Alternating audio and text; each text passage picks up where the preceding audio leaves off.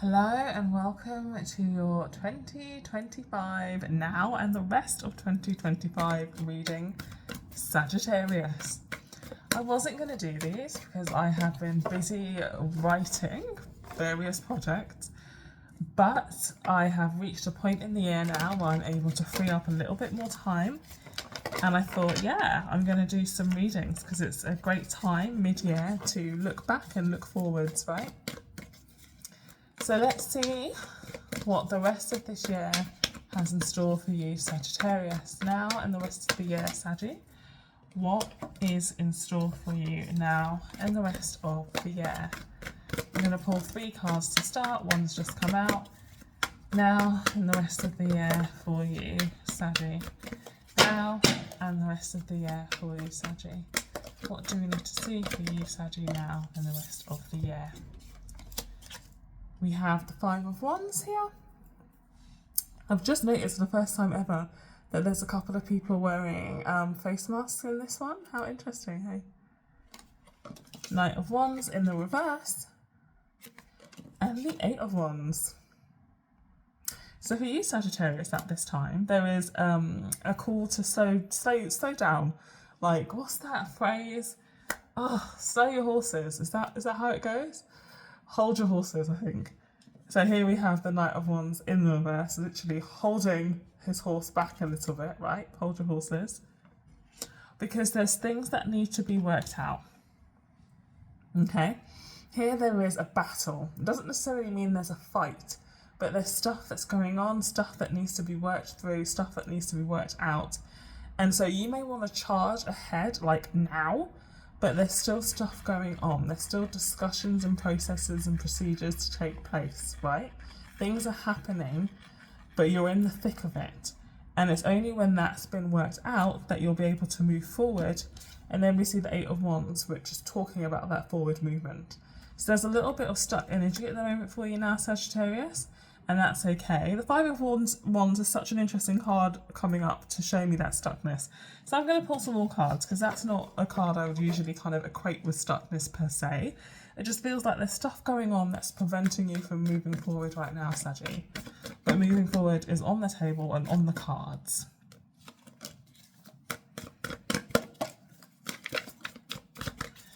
So I'm pulling another 3 cards, and 4 have come out, so we'll go with it. First card is the Queen of Swords in the reverse. Second card is the Fool in the reverse. Third and fourth card are the 5 of Cups in the reverse and the 10 of Cups upright. Gorgeous. So there's like delays here. There's just this feeling of you can't go forward, you can't have a new start, you can't have a new beginning just yet, because things are still in process.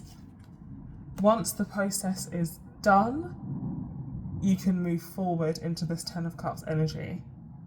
So it's about going with the flow, going through the process and not trying to rush things at this time, Saggy, okay?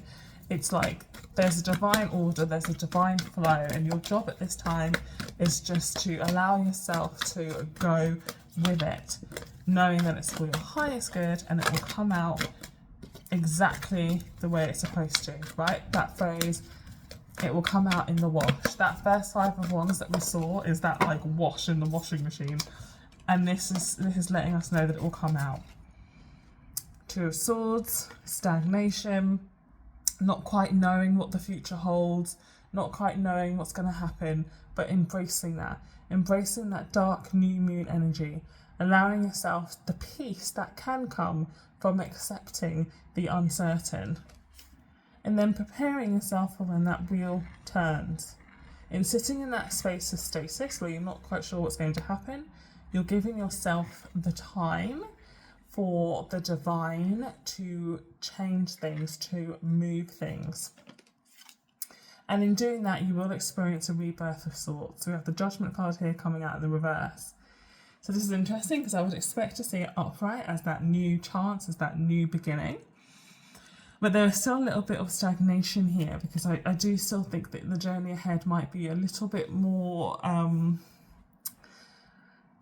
bumpy, detoury, than you might expect, Saggy. It's almost as though things are not as plain sailing as you may wish for, as you may have hoped for. There's going to be some bumps, blocks, obstacles along the way. Ultimately, it's going to be slowing you down for this eventual rebirth, but it can't be rushed.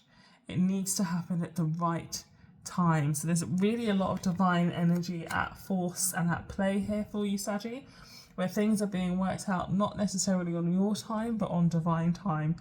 And your only job is to allow that to happen. So there could be a lot of frustration here. As Saggies, we like things to be like A, B, C, D, E, F, G, all the way to Z, straightforward. But things are going to be way more topsy-turvy, in and out, up and down. And you've got to allow yourself to sit in that space of not quite knowing when things will change, how things will change, but trusting that they will. Okay? I'm going to pull you an oracle card to kind of close out the window, give us some guidance on how to go through this. And we have Inner Temple, Devotion, tune into the portal of your heart. So all of this kind of like obstacle, stasis, it's all designed to enable you to tune into who you are, and what you want with greater clarity. Life sometimes slows us down so that we can move forward spiritually, okay? And that's one of these times for you, Sagittarius. This is a very spiritual time for you. Whatever is going on in your outer world is here to teach you such a lot about your inner world. There will be healing going on a strong level. There'll be realigning, there'll be readjustments. And because of that deeper level that's happening, things in the outside world will not be happening as fast as you would like. But go with it and allow the process to be what it needs to be. Thank you, Saggy. Take care.